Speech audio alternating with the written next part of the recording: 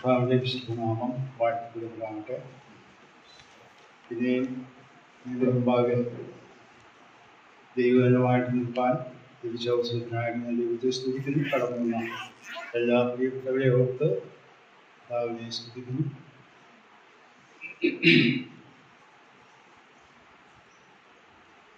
2026 നാം കടന്നു. ദൈവത്തിൻ്റെ വലിയ കൃപകൾ അനുഭവിക്കാനായിട്ട് ദൈവം സഹായിച്ചുകൊണ്ടിരിക്കുന്നു. അതുകൊണ്ട് നമുക്ക് ദൈവത്തെ സ്തുതിക്കാം. പെട്ടെന്ന് ഞാൻ വിഷയത്തിലേക്ക് കടക്കുവാനായിട്ട് ആഗ്രഹിക്കുന്നു. ഗലാത്യ ലേഖനം 2-ാം അധ്യായത്തിൻ്റെ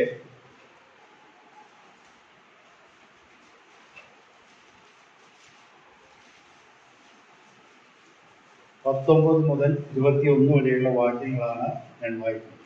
ഗലാത്യ ലേഖനം 2-ാം അധ്യായം 19 മുതൽ 21 വരെയുള്ള വാക്യം. ഞാൻ ദൈവത്തിനായി ജീവിക്കേണ്ടതിന് ന്യായപ്രമാണത്താൽ ന്യായപ്രമാണം സംബന്ധമായി മരിച്ചു. ഞാൻ ക്രിസ്തുവിനോട് കൂടെ ക്രൂശിക്കപ്പെട്ടിരിക്കുന്നു. ഈ ജീവിതത്തിൽ ഞാനല്ല, ക്രിസ്തു അത്രേ ജീവിക്കുന്നു. ഇപ്പോൾ ഞാൻ ജഡത്തിൽ ജീവിക്കുന്നതോ എന്നെ സ്നേഹിച്ച് എനിക്ക് വേണ്ടി തന്നെ ഏൽപ്പിച്ചു കൊടുത്ത ദൈവപുത്രനിലുള്ള വിശ്വാസത്താലത്രേ. ഞാൻ ദൈവത്തിന്റെ കൃപ വൃഥാവാക്കുന്നില്ല. ന്യായപ്രമാണത്താൽ നീതി വരുന്നുവെങ്കിൽ ക്രിസ്തു മരിച്ചത് വെറുതെയുള്ളൂ. ഈ ലേഖനത്തിൻ്റെ ഇതിവൃത്തത്തിൻ്റെ പ്രധാനപ്പെട്ട ഒരു ഭാഗമാണ് ഈ നാം വായിച്ച വേദഭാഗം. വളരെയധികം കാര്യങ്ങൾ ഉൾക്കൊള്ളിച്ചിട്ടുള്ളതായ പ്രധാനപ്പെട്ട ഒരു വാക്യശകലമാണ് 20-ാമത്തെ വാക്യം. അതിൻ്റെ പശ്ചാത്തലം ഒന്ന് ഈ 2-ാം അധ്യായത്തിൽ നിന്ന് തന്നെ ഞാൻ ഒന്ന് വിവരിച്ച് പറഞ്ഞ് മുമ്പോട്ട് പോയിട്ട് വിഷയത്തിലേക്ക് കിടക്കാം. അത് ഞാൻ എല്ലാ വാക്യങ്ങളും വായിക്കുന്നില്ല, പറയുമ്പോൾ നിങ്ങൾ നോക്കിയാൽ മാത്രം. ഞാൻ കഴിഞ്ഞ പ്രാവശ്യം ഓർപ്പിച്ചതുപോലെ ഗലാത്യ ലേഖനത്തിൻ്റെ പശ്ചാത്തലം എന്ന് പറയുന്നത് കൃപയാൽ സൗജന്യമായി രക്ഷിക്കപ്പെട്ട് ദൈവമക്കളായി തീർന്ന വിശ്വാസികൾ, അല്ലെങ്കിൽ യഹൂദന്മാരല്ലാത്ത വിശ്വാസികൾ, പിന്നീട് യഹൂദന്മാരിൽ നിന്നുള്ളതായ രക്ഷിക്കപ്പെട്ടവർ കടന്നു വന്ന് അവരെ യഹൂദ ആചാരങ്ങൾ കൂടെ അനുഷ്ഠിച്ചാലേ രക്ഷ പൂർണ്ണമാകൂ എന്ന് ശഠിക്കുകയും നിർബന്ധിക്കുകയും ഒക്കെ ചെയ്ത അവസരത്തിൽ ദൈവകൃപയിൽ നിന്ന് അവരെ വഴുതി പോകുന്നു എന്ന് മനസ്സിലാക്കിയപ്പോൾ അവരെ തിരുത്തുവാൻ വേണ്ടി കൂടെയാണ് ഈ ഗലാത്യ ലേഖനം എഴുതിയത് എന്ന് നമുക്കറിയാം. എന്നാൽ അതിനുള്ള കാരണങ്ങളാണ് നാം ഈ 2-ാം അധ്യായത്തിൻ്റെ ആദ്യം മുതലേ അതിൻ്റെ സൂചനകൾ നമുക്ക് ലഭിക്കുന്നുണ്ട്. എന്നാൽ 11-ാം വാക്യം മുതലാണ് അതിൻ്റെ ശരിയായ ആശയത്തിലേക്ക് കടന്നു വരുന്നത്. ഞാനത് പെട്ടെന്ന് പറഞ്ഞു പോകാം. നിങ്ങൾ എൻ്റെ കൂടെ ആ വാക്യങ്ങളിൽ പെട്ടെന്ന് ശ്രദ്ധിച്ചാൽ മാത്രം മതി അത് മനസ്സിലാവും. അപ്പോസ്തലപ്രവൃത്തി 10-ാം അധ്യായത്തിലാണ് കൊർന്നേലിയോസിന്റെ ഭവനത്തിൽ ആദ്യമായിട്ട് പത്രോസ് ചെന്ന് ജാതികളോട് സുവിശേഷം പറഞ്ഞ് രക്ഷിക്കപ്പെട്ട് ദൈവസഭയുടെ അംഗമായി. തുടർന്ന് അവരെ സ്വീകരിച്ചു എന്നറിഞ്ഞപ്പോൾ പത്രോസിനെ ചോദ്യം ചെയ്തതായി യഹൂദ പശ്ചാത്തലമുള്ള വിശ്വാസികളെ കാര്യങ്ങൾ പറഞ്ഞ് മനസ്സിലാക്കി ദൈവം ജാതികൾക്കൊന്നോ യഹൂദന്മാർക്കൊന്നും യാതൊരു വ്യത്യാസവും വെച്ചിട്ടില്ല, എല്ലാവർക്കും പരിശുദ്ധാത്മാവിനെ നൽകി. അപ്പോൾ അതുകൊണ്ട് എല്ലാവരും ദൈവമക്കളാണ്, നാം അവരെ ആ നിലയിൽ അംഗീകരിക്കണമെന്ന് പറഞ്ഞപ്പോൾ പത്രോസിന്റെ വാക്കുകൾ അനുസരിച്ച് അവർ അംഗീകരിച്ചു. എന്നാൽ പിന്നീട് പൗലോസും ബർന്നബാസും പ്രവർത്തനങ്ങൾക്കായി പോയി കടന്നു വന്നപ്പോൾ അവരുടേതായ റിപ്പോർട്ടൊക്കെ കേട്ടപ്പോൾ യഹൂദപക്ഷപാതികളായ പല ആളുകളും അവരോട് ശക്തമായി എതിർക്കാൻ തുടങ്ങി. അങ്ങനെയാണ് യെരുശലേം സഭയിൽ വലിയ ഒരു സമ്മേളനം വിളിച്ചുകൂട്ടി. 15-ാമത്തെ അപ്പോസ്തലപ്രവൃത്തി 15-ാം അധ്യായത്തിലാണ് ആ വിഷയമുള്ളത്. അവിടെ വെച്ച് ഈ കാര്യങ്ങളൊക്കെ പറഞ്ഞു.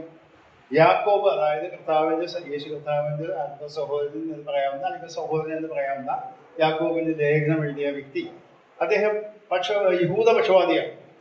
പൂർണ്ണമായും പുതിയ നിയമ സഭ ആ പ്രമാണങ്ങളെ പൂർണ്ണമായി ഉൾക്കൊള്ളാൻ കഴിയാത്ത ഒരു വ്യക്തിയായിരുന്നു. അദ്ദേഹം അവിടുത്തെ ഒരു വലിയ നേതാവായിരുന്നുകൊണ്ട് ഈ 2-ാം അധ്യായത്തിൽ അത് പറയുന്നുണ്ട്. അദ്ദേഹത്തിൻ്റെയും മറ്റുള്ള അപ്പോസ്തലന്മാരെയും മൂപ്പന്മാരെയും നേതൃത്വത്തിൽ അതിനൊരു ഒത്തുതീർപ്പുണ്ടാക്കി അത് പത്രോസ് നേരത്തെ പറഞ്ഞതുപോലെ തന്നെ പൗലോസും ബർന്നബാസും ചെയ്ത കാര്യങ്ങളും ശരിയാണ്, നമുക്ക് അങ്ങനെ വ്യത്യാസങ്ങളൊന്നും ആവശ്യമില്ല എന്ന്. എന്നാൽ ചില നാളുകൾ കഴിഞ്ഞപ്പോൾ സാഹചര്യങ്ങൾ മാറി പത്രോസ് പോലും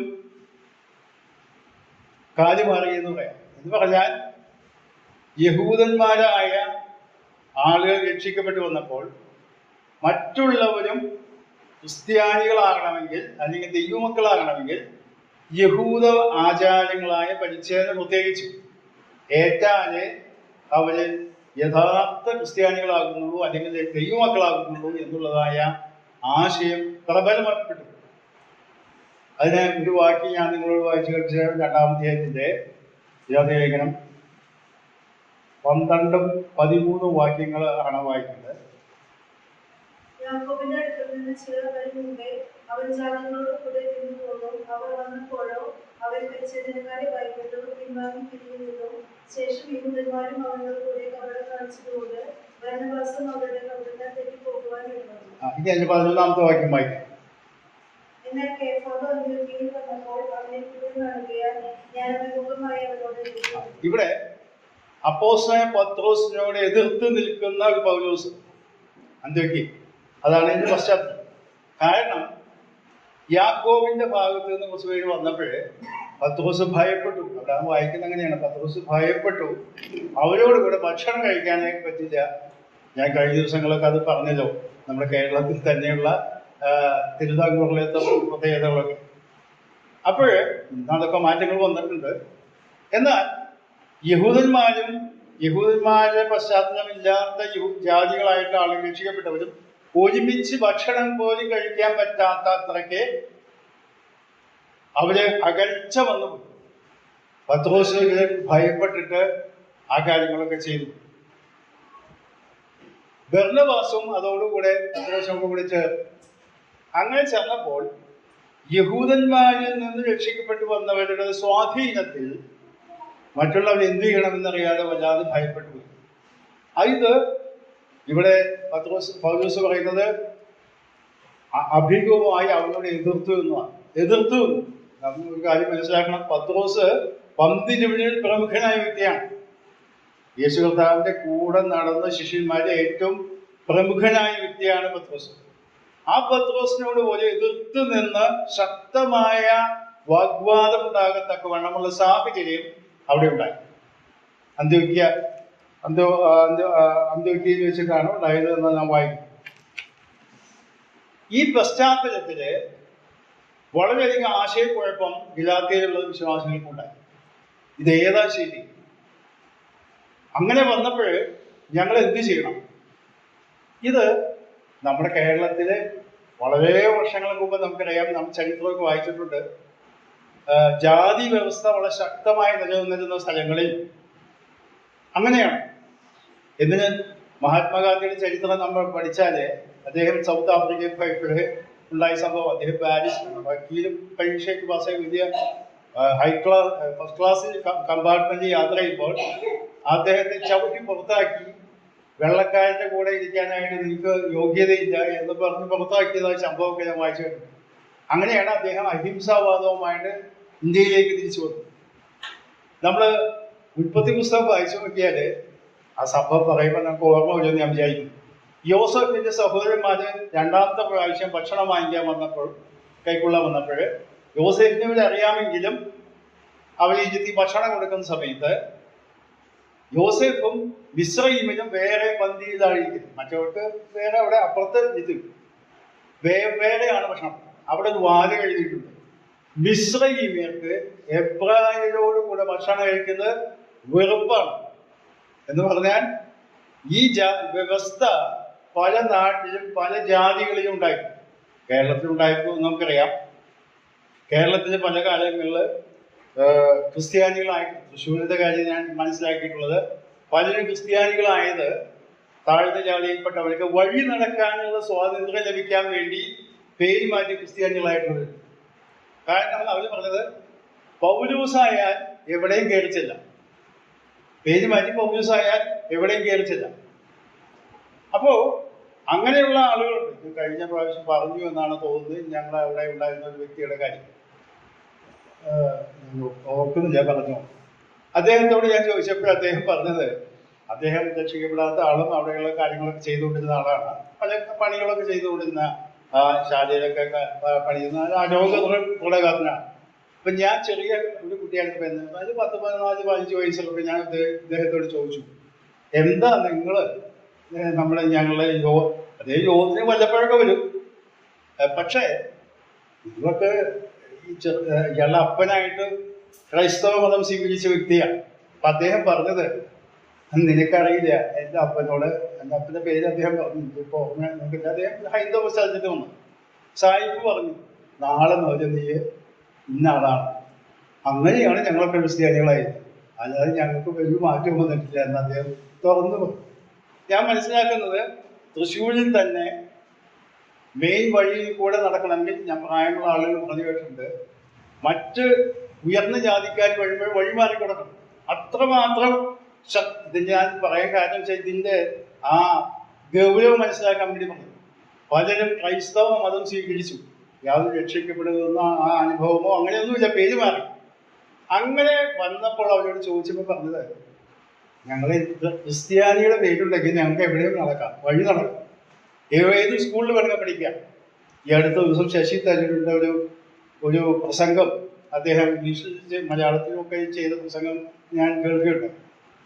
അദ്ദേഹം പറഞ്ഞത്, കേരളത്തിൽ ക്രൈസ്തവ പുരോഹിതന്മാരും അല്ലെങ്കിൽ ക്രൈസ്തവരെ ആരംഭിച്ച പള്ളിക്കൂടത്തിൽ പഠിക്കാനായിട്ട് സാഹചര്യം ലഭിച്ചുകൊണ്ടാണ് കേരളത്തിലെ അധകൃതരായിട്ടുള്ളവർക്ക് വിദ്യാഭ്യാസം ലഭിച്ചത്. ഇന്നത്തെ തലമുറയ്ക്ക് അതൊന്നും അറിഞ്ഞുകൂടാ എന്ന് പറഞ്ഞ് അദ്ദേഹം ചെയ്ത പ്രസംഗത്തിന്റെ ഭാഗം ഞാൻ കേൾക്കുന്നുണ്ട്. അത് വാസ്തവമാണ്. ഇവിടെ ഞാൻ പറയാൻ ഉദ്ദേശിച്ചത്, യഹൂദന്മാരുടെ മനസ്സിൽ ജാതികളായിട്ടുള്ള ആളുകൾ ക്രൈസ്തവരായി അല്ലെങ്കിൽ ക്രിസ്തു വിശ്വാസത്തിലേക്ക് വന്നാൽ പൂർണ്ണമായി അംഗീകരിക്കാൻ കഴിയില്ല. കാരണം അവർ യഹൂദന്മാരുടേതായ ആചാരങ്ങൾ അനുഷ്ഠിക്കണം. അതിന് അവർ പറഞ്ഞ ന്യായപ്രമാണം എന്ന് പറഞ്ഞത് ദൈവം കൊടുത്ത കൽപ്പനയാണ്. ദൈവത്തിന്റെ കൽപ്പന നിസ്സാരവൽക്കരിക്കാൻ കഴിയുകയില്ല. അതുകൊണ്ട് അത് സ്വീകരിച്ചേ മതിയാകും. അതിനെ തള്ളിപ്പറയാനായിട്ട് നമുക്ക് നിർവാഹമില്ല. ഇതിന്റെ പേരിലാണ് ഈ വലിയ തർക്കങ്ങൾ അവിടെ നടന്നത്. ഈ പശ്ചാത്തലത്തിലാണ് നാം വായിച്ച വേദഭാഗത്തിലേക്ക് നാം കടന്നു വരുന്നത്. അതിന്റെ വാക്യങ്ങൾ ഞാൻ വായിച്ചല്ലോ. 19-ാം വാക്യത്തില്, ഞാൻ ദൈവത്തിനായി ജീവിക്കേണ്ടതിന് ന്യായപ്രമാണത്താൽ ന്യായപ്രമാണ സംബന്ധമായി മരിച്ചു. എന്തായി പറഞ്ഞതിന്റെ അർത്ഥം? അപ്പോസ്തലൻ പൗലോസ് ന്യായപ്രമാണം നാം ഫിലിപ്പിലേക്കിട്ട് വായിക്കുന്നുണ്ട്. ന്യായപ്രമാണത്തിൽ നീതി സംബന്ധിച്ച് അനിന്ദിനാണ്. 8-ാം നാളിൽ പരിച്ഛേദനയേറ്റവനാണ്. എബ്രായരിൽ നിന്ന് ജനിച്ച എബ്രായനാണ്. ബെന്യാമിൻ ഗോത്രക്കാരനാണ്. അതായത് 100% യഹൂദനാണ് ഞാൻ. ഇനി ന്യായപ്രമാണ പ്രകാരം ദൈവമുമ്പാകെ അംഗീകരിക്കപ്പെടുവാൻ കഴിയുമായിരുന്നെങ്കിൽ, അഥവാ നീതീകരിക്കപ്പെടുവാൻ കഴിയുമായിരുന്നെങ്കിൽ, പൗലോസിനെ കഴിഞ്ഞ് മറ്റാർക്കും സാധ്യമാകുകയുള്ളൂ. ആ വ്യക്തി പറയുകയാണ്, ഇവിടെ വായിക്കുന്ന 19-ാം വാക്യത്തില്, ഞാൻ ദൈവത്തിനായി ജീവിക്കേണ്ടതിന് ന്യായപ്രമാണ സംബന്ധമായി മരിച്ചു എന്ന് പറഞ്ഞാൽ, ദൈവത്തിനായി ജീവിക്കാൻ ന്യായപ്രമാണം പാലിച്ച് എനിക്ക് കഴിയാതെ വന്നപ്പോൾ ഞാൻ ന്യായപ്രമാണത്തിൽ മരിച്ചു. ഈ 20-ാമത്തെ വാക്യം നാം വായിക്കുമ്പോഴേ പലരും അത് വിശുദ്ധ ജീവിതം നയിക്കാനുള്ള വലിയ ആശയമായിട്ടൊക്കെ പറയാറുള്ളത് ഉണ്ടായിരിക്കാം. എന്നാൽ അതല്ല അതിന്റെ പശ്ചാത്തലം. അവിടെ വായിക്കുന്നത് 20-ാം വാക്യത്തിൽ നോക്കുക, ഞാൻ ക്രിസ്തുവിനോടുകൂടെ ക്രൂശിക്കപ്പെട്ടിരിക്കുന്നു. ഈ പ്രസ്താവന നാം ശ്രദ്ധിച്ചു വായിക്കണം. കാരണം അപ്പോസ്തലനായ പൗലോസ് യേശു കർത്താവ് ക്രൂശിക്കപ്പെട്ട 15 വർഷം കഴിഞ്ഞ് ആണ് ഈ ലേഖനം എഴുതുന്നത്. യേശു കർത്താവിന്റെ സമകാലികനായിരുന്നെങ്കിലും ഒരിക്കൽ പോലും കർത്താവിനെ നേരിട്ട് കണ്ടിട്ടില്ല ശാരീരികമായിട്ട്. അപ്പോൾ ക്രൂശമരണം നടന്ന ചരിത്ര സംഭവമാണ്. ആ സംഭവത്തിൽ നമുക്കറിയാം യേശു ക്രിസ്തു മാത്രമാണ് ക്രൂശിക്കപ്പെട്ടത്. ഇവിടെ അപ്പോസ്തലൻ പൗലോസ് പറയുന്നത് എന്താ? ഞാൻ ക്രിസ്തുവിനോടുകൂടെ ക്രൂശിക്കപ്പെട്ടിരിക്കുന്നു. അപ്പോൾ അക്ഷരാർത്ഥത്തിലുള്ളതായ ഒരു സംഭവമല്ല ഇവിടെ പൗലോസ് അവതരിപ്പിക്കും. എന്താണ് ഈ സംഭവം? അതാണ് അതിന് തൊട്ട് മുമ്പുള്ള വാക്യം ഞാൻ വായിച്ചത്. ന്യായപ്രമാണ സംബന്ധമായി ഞാൻ മരിച്ചു എന്ന് പറഞ്ഞാൽ നാം ഒരു കാര്യം മനസ്സിലാക്കണം. യേശു കർത്താവ് ക്രൂശിൽ മരിച്ചത് ഒരു ചരിത്ര സംഭവമാണ്. ഇന്ന് ആയിരക്കണക്കിന് വർഷങ്ങൾ കഴിഞ്ഞു. ഇന്നും ആ സംഭവം അവിടെ ചരിത്ര സംഭവമായിട്ട് നിൽക്കുകയാണ്. എന്നാൽ അത് എനിക്കും നിങ്ങൾക്കും അനുഭവവേദ്യമാകണമെങ്കിൽ പരിശുദ്ധാത്മാവ് ഒരു കാര്യം ബോധ്യപ്പെടണം. ആ യേശു കർത്താവിന്റെ ക്രൂശുമരണം എന്റെയും കൂടെ മരണമാണെന്നും ഞാൻ ക്രിസ്തുവിനോട് കൂടെ ക്രൂശിക്കപ്പെട്ട അവസ്ഥയിലാണെന്നുള്ള തിരിച്ചറിവ് നമുക്ക് ലഭിക്കുമ്പോഴാണ് നാം രക്ഷിക്കപ്പെടുന്നത്. ഞാൻ പറഞ്ഞത് മനസ്സിലായല്ലോ? ചരിത്ര സംഭവമായിരിക്കുന്ന യേശു കർത്താവിന്റെ ക്രൂശുമരണം സംഭവിച്ചത് ഞാൻ വിശ്വസിച്ചാലും വിശ്വസിച്ചില്ലെങ്കിലും അത് സംഭവിച്ചു കഴിഞ്ഞു. എന്നാൽ ആ ക്രൂശുമരണത്തിൽ വ്യക്തിപരമായി എനിക്കും പങ്കുണ്ട് എന്ന് ഞാൻ അംഗീകരിക്കുമ്പോൾ മാത്രമേ ഞാൻ രക്ഷയുടെ അനുഭവത്തിൽ വരും. അതിനാണ് പരിശുദ്ധാത്മാവ് നമ്മുടെ ഹൃദയങ്ങളിൽ പ്രവർത്തിക്കുന്നത്.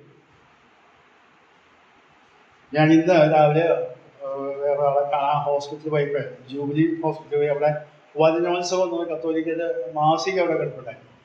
അത് കുറച്ച് നേരം അവിടെ ഇരിക്കാൻ ആവശ്യമെന്ന് പിന്നാവുന്ന എടുത്ത് മറിച്ചു തോന്നി. അപ്പൊ അതിലെ ഒരു ലേഖനത്തിൽ എഴുതിയിരിക്കുന്നത്, മാമോദീസയാൽ വീണ്ടും ജനനം പ്രാപിച്ചവരായ നാം നമ്മുടെ പാപങ്ങളൊക്കെ മോചിക്കപ്പെട്ടു. ജന്മപാപങ്ങളും കർമ്മപാപങ്ങളും ഒക്കെ മാമോദീസയാൽ മോചിപ്പിക്കപ്പെട്ടു. കുർബാന പങ്കാളികളാകുമ്പോൾ നവീകരണം നമുക്ക് ലഭിക്കും. ഇതാണ് ആശയം.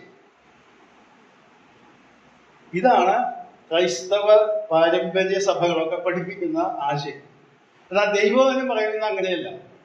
ഇവിടെ ശ്രദ്ധിക്കുക, ഞാൻ ക്രിസ്തുവിനോടുകൂടെ ക്രൂശിക്കപ്പെട്ടിരിക്കും എന്ന് പറഞ്ഞാൽ എൻ്റെ അർത്ഥം എന്താ? അതിന് തൊട്ട് മുമ്പ് വായിച്ച വാക്യവും ഇത് ചേർത്ത് സംബന്ധിക്കും. എന്താ പറയുന്നതിൻ്റെ അർത്ഥം? ഞാൻ അല്പം വിശദീകരിക്കും. ന്യായപ്രമാണം പറയുന്നത് ഒരു മനുഷ്യൻ പാപിയാണ്, പാപത്തിന്റെ ശിക്ഷയായ മരണം അവൻ അനുഭവിച്ചേ മതിയാകും. ആ മരണം അനുഭവിക്കാനായിട്ട് ഞാൻ മരിച്ചു കഴിഞ്ഞാൽ പിന്നെ എനിക്ക് എൻ്റെ അസ്തിത്വം ഇല്ലാതായി. എനിക്ക് രക്ഷ പ്രാപിക്കാൻ ദൈവമകനാകാനും കഴിയുകയില്ല. ഓരോ പാപിയും പാപത്തിന് ശിക്ഷയായ മരണം അനുഭവിച്ചാൽ പിന്നെ അവന്റെ അവസ്ഥയില്ലല്ലോ, അവന്റെ അസ്തിത്വമില്ലാതായി. അപ്പോൾ ദൈവം വെച്ച വ്യവസ്ഥ, ക്രൂശിക്കപ്പെട്ട ക്രിസ്തുവിന്റെ ക്രൂശിനോടുകൂടെ ഞാൻ ക്രൂശിക്കപ്പെട്ടവനായിട്ട് ഞാൻ എണ്ണുമ്പോൾ ന്യായപ്രമാണത്തിന്റെ ശിക്ഷയായിരിക്കുന്ന മരണം ഞാൻ അതോട് ചേർത്ത് അനുഭവിച്ചു. നമുക്കറിയാം, ക്രൂശിൽ മരണം എന്ന് പറഞ്ഞാൽ അത് ന്യായവിധിയുടെ ശിക്ഷാവിധിയുടെ ചിത്രമാണ്. ഒരു വ്യക്തി കുറ്റക്കാരനാണ് വിധിച്ച് ആ ശിക്ഷ നടപ്പിലാക്കുമ്പോൾ ക്രൂശിൽ ചുമന്നുകൊണ്ട് ഒരു വ്യക്തി പോകുമ്പോൾ അതിന്റെ അർത്ഥം എന്താ? അവൻ മരിക്കാൻ പോവുകയാണ്, അങ്ങ് കൊല്ലാൻ പോവുകയാണ്, ഇനി അവന് തിരിച്ചു വരില്ലേ? ഇതാണ് പൗലോസോട് പറയുന്നത്. ന്യായപ്രമാണം പറയുന്നത് എന്താ? നമുക്കൊരു വാക്യം വായിക്കാം. 2 കൊരിന്ത്യർ 3-ാം അധ്യായം.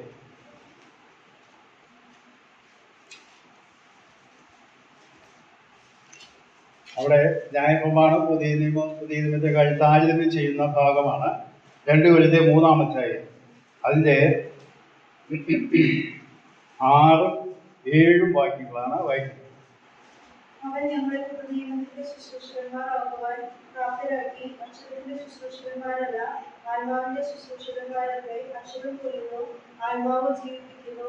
എന്നാൽ കല്ലിൽ അക്ഷരമായി കൊത്തിയിരുന്ന മരണ ശുശ്രൂഷ നീക്കം വരുന്നതായ മോശയുടെ നിമിത്തം ഇസ്രായേൽ മക്കൾക്ക് അവന്റെ മതി.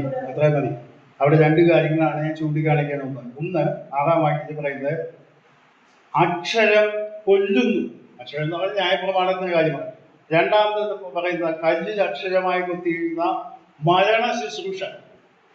യഹൂദന്മാര് പറയുന്ന ഈ ന്യായപ്രമാണം എന്ന് പറയുന്നതിന്റെ പ്രവൃത്തി എന്ന് പറയുന്നത് ഒരു വ്യക്തിയെ കുറ്റക്കാരനാണെന്ന് വിധിക്കുകയും അവന് മരണശിക്ഷ കൊടുക്കുകയും ചെയ്യും.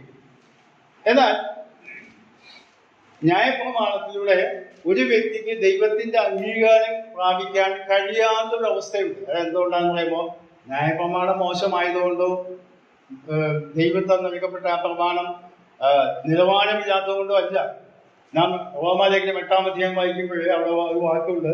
റോമാലേഖനം 8-ാം അധ്യായത്തിലെ അതിന്റെ 3-ാം വാക്യം, ജഡത്താലുള്ള ബലഹീനത നിമിത്തം ന്യായപ്രമാണത്തിന് കഴിയാഞ്ഞതിനെ സാധിപ്പിക്കാൻ ദൈവം തന്റെ പുത്രനെ പാപജഡത്തിന്റെ സാദൃശ്യത്തിലും പാപനിമിത്തവും അയച്ചു, പാപത്തിന് ജഡത്തിൽ ശിക്ഷ വെച്ചു. അവിടെ പറയുന്ന ആശയം എന്താണെന്ന് പറയാമോ? ജഡത്താലുള്ള നമ്മുടെ ബലഹീനമായ ഈ ശരീരം, പാപത്തിന്റെ സ്വാധീനമുള്ള ശരീരത്തിന് ന്യായപ്രമാണം പൂർണ്ണമായി നിർവഹിച്ച് ദൈവത്തിന്റെ പ്രസാദം ലഭിക്കാൻ കഴിയാത്ത ഒരവസ്ഥാവിശേഷമാണ്. ന്യായപ്രമാണം മോശമായതുകൊണ്ടല്ല, അത് ഒരു മനുഷ്യനും പാലിച്ച് ദൈവത്തിന്റെ പ്രസാദം ലഭിക്കാൻ അല്ലെങ്കിൽ നീതീകരിക്കപ്പെടുവാൻ, അംഗീകരിക്കപ്പെടുവാനായിട്ട് കഴിയാത്ത അവസ്ഥാവിശേഷം. അതുകൊണ്ടാണ് പറയുന്നത്. ഇനി റോമാലേഖനത്തിന്റെ 6-ാം അധ്യായത്തിലെ 6-ാം വാക്യം കൂടി നമുക്ക് വായിക്കാം. റോമാലേഖനം 6-ാം അധ്യായം 6-ാം. നാം ഇനി പാപത്തിന് അടുക്കപ്പെടാതെ വണ്ണം പാപശരീരത്തിൽ നീക്കുന്ന രംഗത്തില് നമ്മുടെ പഴയ മനുഷ്യൻ അവരോട് കൂടി ക്രൂശിക്കപ്പെട്ടു എന്ന് നാം അറിയുന്നു. ഇവിടെ പൗലോസ് അതേ കാര്യം ഒന്നും വേറെ രീതിയിൽ അവതരിപ്പിക്കുകയാണ്. ഞാൻ ക്രിസ്തുവിനോട് ക്രൂശിക്കപ്പെട്ടിരിക്കുന്നു എന്ന് പൗലോസ് ഗലാത്യ ലേഖനത്തിൽ പറയുന്നതിന്റെ അർത്ഥം, പൗലോസിന്റെ പഴയ മനുഷ്യൻ എന്ന് പറഞ്ഞാൽ ആദാമിൽ നിന്ന് കിട്ടിയ സ്വഭാവ ഗുണങ്ങളൊക്കെ കൂടെയുള്ള പാപ സ്വഭാവമുള്ള പഴയ മനുഷ്യനാണ് ആ കാൽവറി ക്രൂശിൽ ക്രൂശിക്കപ്പെടുന്നത്. പാപ സ്വഭാവമുള്ള വ്യക്തിക്കാണ് ശിക്ഷ. പാപം ചെയ്യുന്ന ദേഹി മരിക്കണം. അപ്പോൾ ആ മരണത്തിന് വേണ്ടി കർത്താവിന്റെ ക്രൂശിൽ ഞാൻ മരിച്ചവനായിട്ട് ആകുന്നു എന്ന് എണ്ണുമ്പോൾ മാത്രമാണ് ന്യായപ്രമാണത്തിന് ശിക്ഷാവിധി എന്നിലൂടെ നടത്തി കഴിഞ്ഞു. അപ്പൊ ഇനി ന്യായപ്രമാണം പാലിക്കുവാൻ ഞാൻ ബാധ്യസ്ഥനല്ല എന്ന് പറഞ്ഞാൽ പൗലോസ് പറയുന്നത്, ന്യായപ്രമാണം ഒരു വ്യക്തിയെ പാപി എന്ന് ശിക്ഷിച്ച് വിധിച്ച് മരണത്തിന് ഏൽപ്പിക്കുന്നു. ആ മരണം ക്രൂശിൽ ഞാൻ ക്രിസ്തുവിനോടുകൂടെ ഒന്നിച്ചു ചേർന്നപ്പോഴേ അനുഭവിച്ചു കഴിഞ്ഞു. ഇനി ന്യായപ്രമാണം പാലിക്കുവാനായിട്ട് എനിക്ക് ബാധ്യസ്ഥതയില്ല. അതാണ് പറഞ്ഞതിന്റെ അർത്ഥം. അതുകൊണ്ട് പൗലോസ് പറയുകയാണ്, നാം വായിച്ച വാക്യത്തിന്റെ മുമ്പിലായിട്ടുള്ള ഒരു വാക്യമുണ്ട്, 17-ാമത്തെ വാക്യം, ഗലാത്യ ലേഖനം 2-ാം അധ്യായം 17. എന്നാൽ ക്രിസ്തുവിൽ നീതീകരണം അന്വേഷിക്കുകയും നാം പാപികൾ എന്ന് വരുന്നുവെങ്കിൽ ക്രിസ്തു പാപത്തിന്റെ ശുശ്രൂഷക്കാരൻ എന്നോ ഒരു നാളുമല്ല. ഞാൻ പൊളിച്ചത് വീണ്ടും പണിതാൽ ഞാൻ ലംഘനക്കാരൻ എന്ന് തന്നെ താൻ തെളിയിക്കും. ഇത് പറഞ്ഞതിന്റെ അർത്ഥം എന്താ? ഞാൻ ഇവിടെ പൊളിച്ചത് എന്ന് പറഞ്ഞതിന്റെ അർത്ഥം, താൻ ന്യായപ്രമാണം വേണ്ട എന്ന് വെച്ച് ഉപേക്ഷിച്ച കാര്യം പിന്നെയും എടുക്കുകയാണെങ്കിൽ അതാണ് പാപം. ഇവിടെ പറയുന്ന ലംഘനക്കാരനാണ് തെളിവ്. എന്താണ് പൗലോസ് പറഞ്ഞ അർത്ഥം? അല്ലയോ പത്രോസെ, അല്ലെങ്കിൽ പത്രോസിന്റെ കൂടെ നിൽക്കുന്ന ആ വ്യക്തികളെ നിങ്ങളൊരു കാര്യം മനസ്സിലാക്കണം. ന്യായപ്രമാണം ഉപേക്ഷിച്ച് കൃപയാൽ രക്ഷിക്കപ്പെട്ട് ദൈവമക്കളായി തീർന്ന നിങ്ങള് പിന്നെയും ന്യായപ്രമാണത്തിലേക്ക് തിരിഞ്ഞാൽ ന്യായപ്രമാണത്താൽ നീതീകരിക്കപ്പെടുവാൻ ആർക്കും കഴിയുകയില്ലാത്തതുകൊണ്ട് അതിന് പകരമായിട്ട് യേശുക്രിസ്തുവിനോട് ഞാൻ ക്രൂശിക്കപ്പെട്ടെന്ന അവസ്ഥയിൽ ഞാൻ ആയിത്തീർന്നപ്പോൾ ഞാൻ പാപത്തിന്റെ ശിക്ഷ അനുഭവിച്ചു കഴിഞ്ഞു. ഇനി എനിക്ക് ന്യായപ്രമാണത്തിന്റെ ശിക്ഷ അനുഭവിക്കാൻ നിവൃത്തി ആവശ്യമില്ലാതെ വണ്ണം ഞാൻ ക്രിസ്തുവിന്റെ ക്രൂശിന്റെ ഒരുമിച്ച് ചേർന്ന് ക്രൂശിക്കപ്പെട്ട അവസ്ഥയിലാണ്. അപ്പോഴേ അതിന്റെ അർത്ഥം ഞാൻ റോമലേഖനം 6-ാം അധ്യായത്തിൽ വായിച്ചത്, പഴയ മനുഷ്യൻ അഥവാ പാപമുള്ള സ്വാർത്ഥതയുള്ളതായ ആദാമിൽ നിന്ന് ലഭിച്ചതായ പഴയ മനുഷ്യനെ ഞാൻ ക്രൂശിച്ചു. അത് യേശു കർത്താവിൻ ക്രൂശിനോടുകൂടെ ക്രൂശിച്ചു. ഇനി എന്റെ മേൽ ന്യായപ്രമാണത്തിന് യാതൊരു അവകാശവുമില്ല. കാരണം ന്യായപ്രമാണത്തിന്റെ പരമാവധി ശിക്ഷയായ മരണം എനിക്ക് ലഭിച്ചു കഴിഞ്ഞു. നമുക്കറിയാം, യേശു കർത്താവിനോട് ഞാൻ കഴിഞ്ഞ പ്രാവശ്യം അത് വിവരിക്കുകയുണ്ടായി. യേശു കർത്താവിനോട് ചേരുവാൻ സ്നാനമേറ്റുക എന്ന വാക്കിന്റെ അർത്ഥം യേശു കർത്താവിനോട് ഐക്യപ്പെടുവാൻ, ഏകീഭവിക്കുവാൻ സ്നാനപ്പെട്ടവരായ നാം എന്നാണ് അർത്ഥം. എന്ന് പറഞ്ഞാൽ യേശു കർത്താവിന്റെ മരണത്തോടുകൂടെ ഞാൻ ഏകീഭവിച്ചിരിക്കുന്നു എന്നാണ് ഞാൻ വെള്ളത്തിൽ ജലസ്നാനത്തിൽ മുങ്ങുമ്പോൾ പ്രസ്താവിക്കുന്നത്. അപ്പൊ ജലസ്നാനത്തിൽ ഞാൻ മുങ്ങുമ്പോൾ ഞാൻ പ്രഖ്യാപിക്കുന്നത് എന്റെ പഴയ മനുഷ്യൻ മരിച്ചു കഴിഞ്ഞു. യേശു കർത്താവിനോട് കൂടെ ഞാൻ അടക്കപ്പെട്ടു കഴിഞ്ഞു എന്നുള്ളതാണ് അനുചിത്രം. അതിന്റെ അർത്ഥം യേശു കർത്താവുമായിട്ട് ഞാൻ ഒന്നായി തീർന്നു.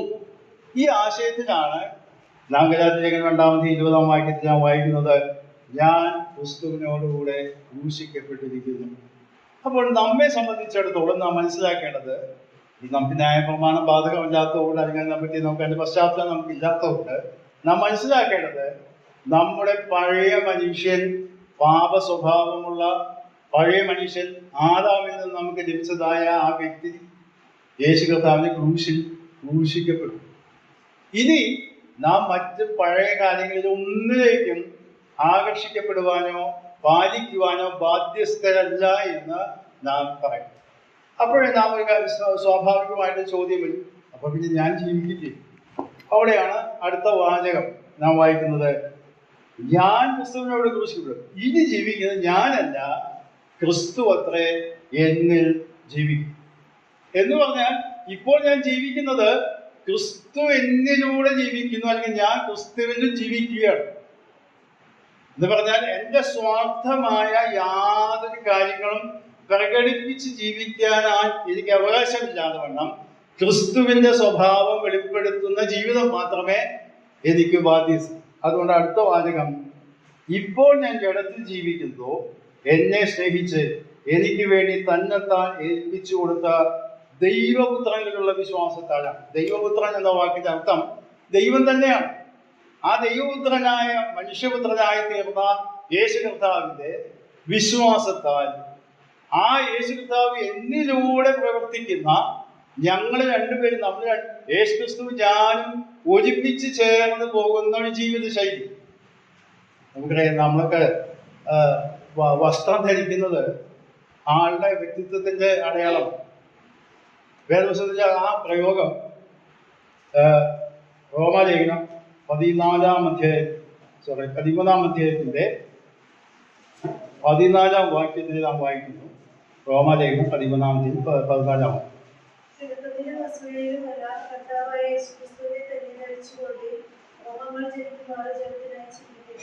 യേശു ക്രിസ്തുവിനെ ധരിച്ചുകൊള്ളു. അതിന്റെ അർത്ഥം എന്താ? നമുക്കറിയാം, ഒരു ആളെ നമ്മൾ കാണുമ്പോൾ പെട്ടെന്ന് ആ വസ്ത്രത്തിലൂടെയാണ് നമ്മൾ ആളെ കാണുന്നത്. പുറമേ നമ്മൾ കാണുന്നത് വസ്ത്രത്തിലൂടെയാണ്. ഈ വസ്ത്രത്തിന്റെ ആ ഇത് നമ്മൾ മാന്യമായ വസ്ത്രം ധരിച്ച് പോകുമ്പോഴൊക്കെയാണ് നമ്മൾ ആളുകൾ ശ്രദ്ധിക്കുന്നത്. നമ്മൾ വളരെ മുഷിഞ്ഞ വസ്ത്രങ്ങളോ അല്ലെങ്കിൽ വൃത്തിയില്ലാത്ത വസ്ത്രങ്ങളോ ഒക്കെ ആയിട്ട് ചെന്നാലേ നമ്മളെ കാര്യമൊക്കെ ശ്രദ്ധിക്കും. നമ്മൾ മാന്യമായി ആകർഷകമായ രീതിയിൽ വസ്ത്രമൊക്കെ ധരിച്ച് മുമ്പോട്ട് പോകുമ്പോൾ ആളുകൾ നമ്മെ ശ്രദ്ധിക്കുന്നത് നമ്മെ മാത്രമല്ല, നമ്മുടെ വസ്ത്രത്തെയും കൂടെയാണ്. എന്ന് പറഞ്ഞാൽ ഇവിടെ പൗലോസ് പറയുന്നത് എന്താ?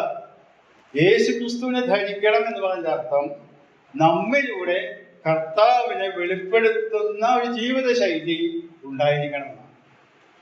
ഈ വാക്യം അല്പം ബുദ്ധിമുട്ടുള്ള ഭാഗമാണെന്ന് എനിക്കറിയാം. ഞാൻ പരമാവധി ലളിതമായിട്ട് ആ കാര്യം പറയാനായിട്ട് ശ്രമിക്കാം.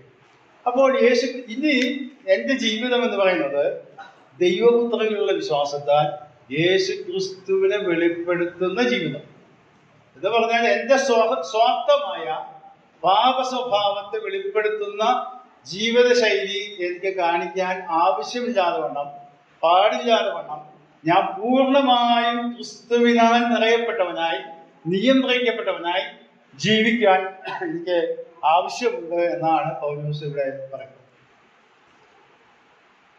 ഇത് സാധിക്കുന്നത് യേശു ക്രിസ്തുവിനുള്ള വിശ്വാസത്താൽ മാത്രമാണ്. ന്യായപ്രമാണം പാലിക്കുന്നതുകൊണ്ട് അത് സാധിക്കില്ല. അഥവാ ദൈവം മുമ്പാകെ അംഗീകരിക്കപ്പെടുന്നത് ഞാൻ ക്രിസ്തുവിനോടുകൂടെ ക്രൂശിക്കപ്പെട്ട അവസ്ഥയിലായിരിക്കുമ്പോൾ മാത്രമാണ്. അതെന്താ? അതിന്റെ അർത്ഥം എന്താ? ക്രിസ്തുവിലൂടെ എന്നെ കാണുമ്പോൾ ഞാൻ നീതിമാനാണ്. ക്രിസ്തുവിലൂടെ എന്നെ കാണുമ്പോൾ ഞാൻ വിശുദ്ധനാണ്. ക്രിസ്തുവിലൂടെ എന്നെ ദൈവം കാണുമ്പോൾ ഞാൻ അംഗീകരിക്കപ്പെടുവാൻ യോഗ്യനായ ദൈവമകനാണ്. യേശു ക്രിസ്തുവിലൂടെ അല്ലാതെ എന്നെ കണ്ടാൽ, അല്ലെങ്കിൽ ദൈവം നോക്കുമ്പോൾ പാപിയാണ്, അധർമ്മിയാണ്, നിറയോഗ്യനാണ്, യാതൊരു തരത്തിലും സ്വീകരിക്കാൻ വൃത്തിയില്ലാത്ത വ്യക്തിത്വമാണ്. എന്നാൽ യേശു ക്രിസ്തുവിന്റെ ക്രൂശുമായിട്ട് നാം ബന്ധിക്കപ്പെടുമ്പോൾ ഇത് സാധിക്കുന്നത് വിശ്വാസത്താൽ മാത്രമാണ്. അപ്പോസ്തലൻ പൗലോസ് പറയുന്ന വലിയ സത്യം അതാണ്. കാരണം 21-ാം വാക്യം വായിക്കാം, ഞാൻ ദൈവത്തിന്റെ കൃപ വൃഥാവാക്കുന്നില്ല. ന്യായപ്രമാണത്താൽ നീതി വരുന്നുവെങ്കിൽ ക്രിസ്തു മരിച്ചത് വെറുതെ.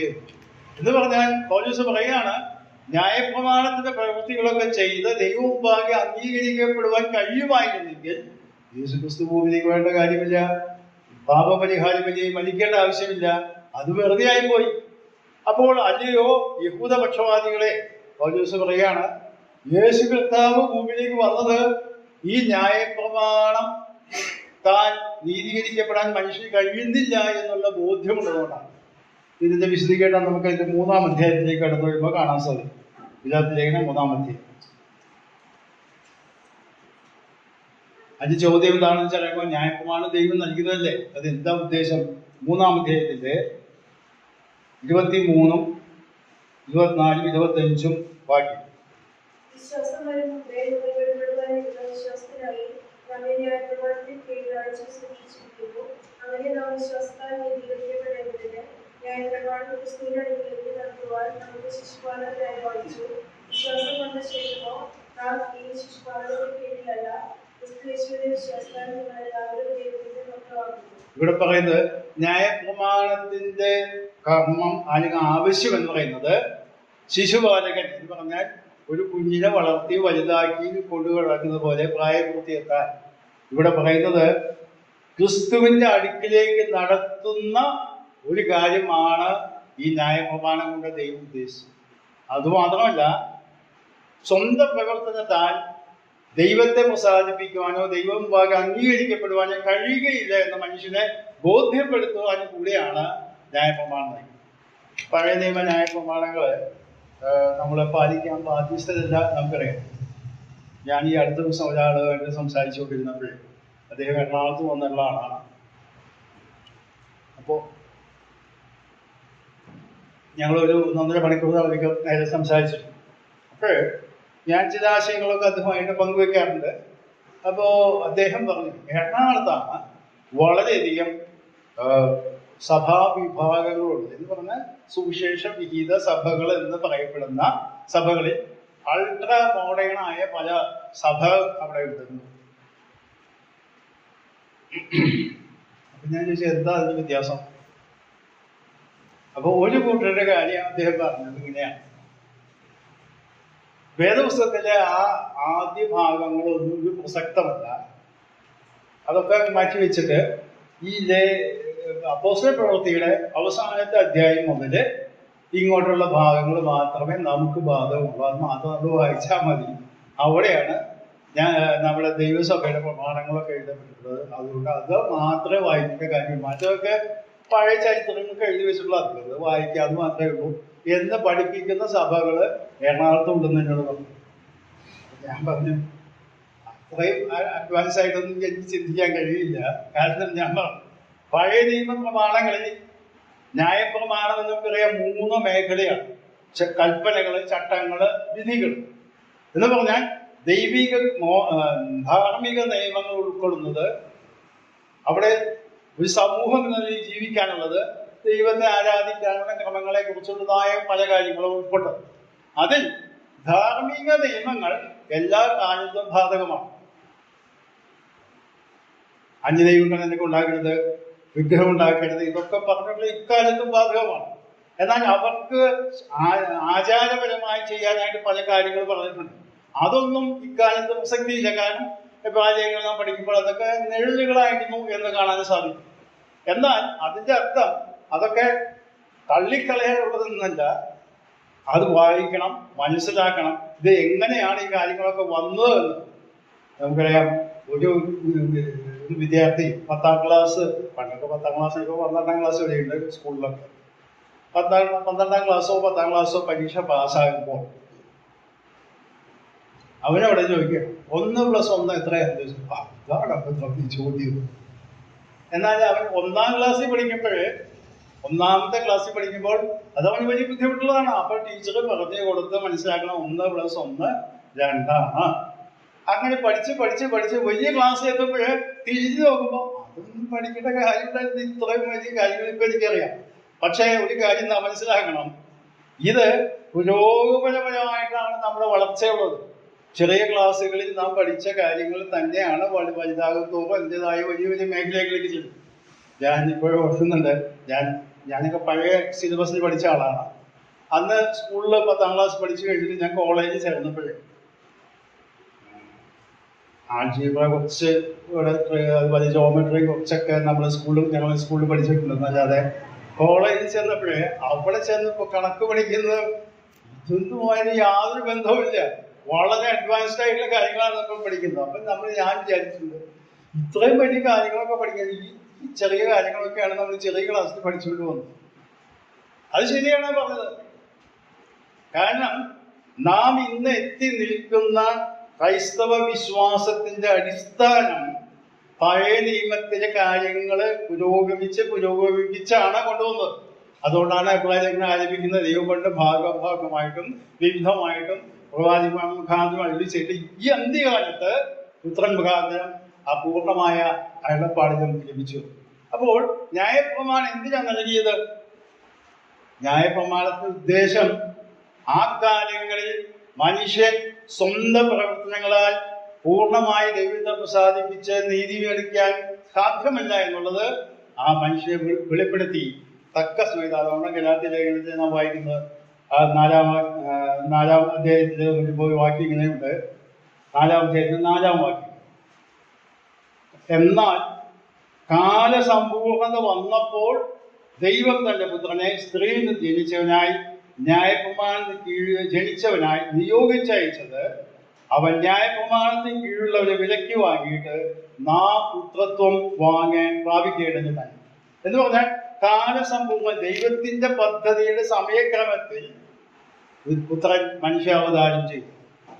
പലപ്പോഴും പലരും ചോദിക്കാറുണ്ട്, അവർ പാപം ചെയ്തു, അപ്പൊ തന്നെ ഈ രക്ഷാമാർഗങ്ങൾ ഒരുക്കിയിരുന്നെങ്കിൽ പിന്നെ ഈ മനുഷ്യരെല്ലാം പാപികളായി ഇങ്ങനെ പോകേണ്ട വല്ല കാര്യമുണ്ടായിരുന്നു ദൈവത്തിന്. ദൈവം അങ്ങനെ ചെയ്താൽ പോലെയായിരുന്നു. ഇത് ഞാൻ പറഞ്ഞതല്ല, പല ആളുകളും ചോദിക്കുന്നത് നേരിട്ട് ഞാൻ കേട്ടിട്ടുണ്ട്. ആദ്യമേ തന്നെ ഏതൻ തോട്ടത്തിൽ തന്നെ അവർ പുറത്താക്കി, അപ്പൊ തന്നെ ഈ രക്ഷാമാർഗം ഒരുക്കി യേശു കർത്താവിനെ ഭൂമിയിലേക്ക് അയച്ച് രക്ഷാമാർഗം ഒരുക്കിയിട്ട് ഇത് വിശ്വസിച്ചാൽ മതി എന്ന് പഠിപ്പിക്കാൻ ദൈവം ചെയ്തിരുന്നെങ്കിൽ ഇത്രയും വർഷങ്ങള് ഈ കർമ്മങ്ങളെ കൂടെയൊക്കെ പോണ്ടി വരുമായിരുന്നോ എന്ന് ചോദിക്കുന്ന ആളുകൾ. എന്നാൽ ദൈവത്തിന്റെ സമയം എന്ന് പറയുന്നത്, മനുഷ്യൻ എന്ന് പറഞ്ഞാൽ നമുക്കറിയാം ഒരു ചെറിയ കാലഘട്ടം മാത്രമേ മനുഷ്യൻ ജീവിക്കും. ദൈവത്തിന്റെ പദ്ധതി, നിത്യനായ ദൈവത്തിന്റെ പദ്ധതി എന്ന് പറയുന്നത് വലിയ കാലഘട്ടമാണ്. അതിലൂടെ മനുഷ്യൻ ഇങ്ങനെ കടന്നു പോകുന്നു എന്ന് മാത്രം. നാം യോശുവയുടെ പുസ്തകം 1-ാം അധ്യായം വായിക്കുമ്പോഴേ അവിടെ മോശ മരിച്ചു കഴിഞ്ഞിട്ട് യോശുവ ഇങ്ങനെ മ്ലാനമുഖത്തോട് ഇരിക്കുമ്പോൾ ദൈവം പറഞ്ഞ ഒരു വാക്കുണ്ട്. എന്താണെന്ന് അറിയാമോ? എന്റെ ദാസനായി മോശ മരിച്ചു. മോശ വലിയ വലിയ കാര്യങ്ങൾ ചെയ്തു, വലിയ കാര്യങ്ങൾ ചെയ്ത നേതാവാണ്. എന്നാൽ അവിടെ പറയുന്നത് എന്റെ ദാസനായി മോശ മരിച്ചു, ഇനി നീ കാര്യങ്ങൾ ചെയ്യണം എന്ന് പറഞ്ഞിട്ട് പോകും. അഥവാ ദൈവത്തിന്റെ പദ്ധതികൾ ഇങ്ങനെ പോയിക്കൊണ്ടിരിക്കുകയാണ്. എനിക്കും നിങ്ങൾക്കുമുള്ള ആ പങ്ക് ഏതാണോ അത് നിർവഹിച്ച് നാം രംഗത്ത് നിന്ന് മാറുന്നു. അടുത്ത തലമുറ വരുന്നു. ദൈവിക പദ്ധതികൾ ഇങ്ങനെ മുമ്പോട്ട് പോവുകയാണ്. നാം വിചാരിക്കുന്ന മോശ 120 വർഷം ജീവിച്ചു, അത് വലിയ കാലഘട്ടമാണ് ചെയ്യുന്നത്. അത് ശരിയാ, കാലഘട്ടം തന്നെയാണ്. എന്നാൽ അവിടെ പറയുന്നത് എന്റെ ദാസനായ മോശ മരിച്ചു, ഇനി നീ ആ യോശുവെ ധൈര്യപ്പെട്ട് എഴുന്നേൽക്കുക, ആ ഉത്തരവാദിത്തം നിർവഹിക്കുക എന്ന് പറഞ്ഞവനെ ഉത്സാഹിപ്പിക്കുന്നതായിട്ടാണ് കാണുന്നത്. അപ്പോൾ ദൈവത്തിന്റെ പദ്ധതികൾ എന്ന് പറയുന്നത് നാം വിചാരിക്കുന്ന സമയക്രമത്തിലല്ല ചെയ്യുന്നത്. ഹബക്കൂക്കിന്റെ പുസ്തകം വായിച്ചാലേ അവിടെ ഞാനത് പറഞ്ഞിട്ടുള്ളതാണ്, ഒരിക്കൽ കൂടെ പറയുന്നത്. ഹബക്കൂക്കിന്റെ ഇതില് ദൈവത്തോട് ഹബക്കൂക്ക് ആവലാതി പറയുകയാണ്. എന്താ ദൈവമേ നീ പ്രവർത്തിക്കാത്തത്? ഇത്രയും ദുഷ്ടത ലോകത്ത് നടക്കുകയാണ്. ഇസ്രായേൽ ജനത്തിനെ ഉപദ്രവിക്കുന്നത് അതിന് മോശക്കായ ആളുകളാണ് എന്നൊക്കെ പറഞ്ഞപ്പോ ഹബക്കൂക്കിനവിടെ ദൈവം പറഞ്ഞെന്ന് പറയാമോ? ഇതിനെക്കുറിച്ച് സമയത്തിന് ഒരു ക്രമമുണ്ട്, ഒരു അവധി വെച്ചിരിക്കുന്നു. നീ എന്ത് ചെയ്യണം? നീ വിശ്വാസത്താൽ ജീവിക്കണം. ആ ഹബക്കൂക്കിന്റെ പുസ്തകത്തിൽ എടുക്കാം, വാക്യം ഞങ്ങൾ ശ്രദ്ധയിൽ കൊണ്ടുവരാം. ഹബക്കൂക്കിന്റെ പുസ്തകം അതിന്റെ 2-ാം അധ്യായം അതിന്റെ 3-4 വാക്യങ്ങളാണ് ഞാൻ പറഞ്ഞത്. ഹബക്കൂക്ക് 2-ന്റെ 3-4 വാക്യം. അത് സമാപ്തിയിലേക്ക് ബന്ധപ്പെടുന്നു.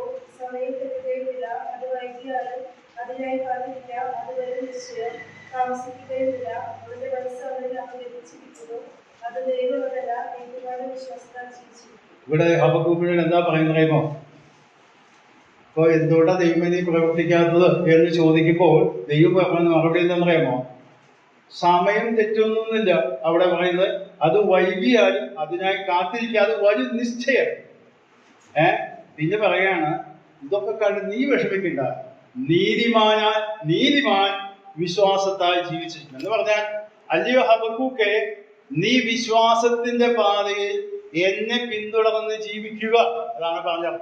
ഈ വാക്യം ഗലാത്യ ലേഖനത്തിലും ഇബ്രായ ലേഖനത്തിലും ഒക്കെ ഉദ്ധരിക്കപ്പെട്ടതായിട്ട് നമുക്കറിയാം, മറ്റു പശ്ചാത്തലത്തിലാണെങ്കിൽ. അതായത് ഞാൻ പറയാൻ ഉദ്ദേശിച്ചത്, ദൈവിക പദ്ധതികളുടെ സമയക്രമം നാം ആഗ്രഹിക്കുന്ന പോലെയല്ല. ദൈവത്തിന്റെ ഒരു സമയം വൈകി എന്നത് നമ്മൾ വിചാരിക്കരുത്. ദൈവത്തിന്റെ സമയത്ത് നമ്മുടെ ഉത്തരവാദിത്വം എന്ന് പറയുന്നത് വിശ്വാസത്തിന്റെ അടിസ്ഥാനത്തിൽ കർത്താവിനെ സാധിപ്പിച്ച് ജീവിക്കുക എന്നുള്ളത്. അപ്പോൾ ഈ വേദഭാഗം ഞാൻ 2-ാം അധ്യായത്തിന്റെ ഭാഗം ഞാൻ വിട്ട് മുമ്പോട്ട് പോകട്ടെ. 3-ാം അധ്യായത്തിലേക്ക് നമുക്ക് കടന്നു വരാം. 3-ാം അധ്യായത്തിന്റെ ആദ്യത്തെ 3 വാക്യങ്ങൾ നമുക്ക് വായിക്കാം.